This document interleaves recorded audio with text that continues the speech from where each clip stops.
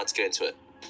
This is where I think we could have an interesting conversation about the relationship between Judaism and Christianity. So there's an idea in Christianity, which is, I think, the central idea, which is that you need to face the potential for malevolence that exists within you and in the world. So that's Christ's confrontation with the devil in the desert, with Satan in the desert.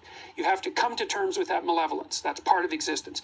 And you have to voluntarily accept the burden of suffering. And so that's the acceptance of the cross.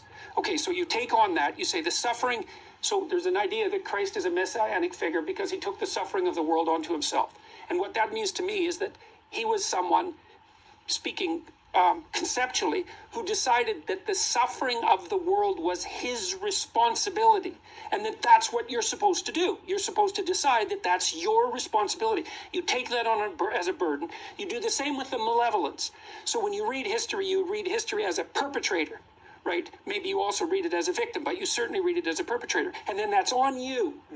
Okay, so then the question is, what happens when you do that? And I would say the answer is two things, is that, first of all, it starts to force you to develop, like to learn what you need to learn in the world and to absorb the information that would enable you to start to face the suffering and to rectify it. So that forces you to become a more competent person, and that's the socialization part that you thought of as so important. But then there's a secondary thing that happens too, which is that taking on that additional stress and demand voluntarily transforms you biologically, because within your genetic structure, let's say, there's all sorts of potential, but that won't be unlocked unless you place yourself in a position where the demands necessitate it.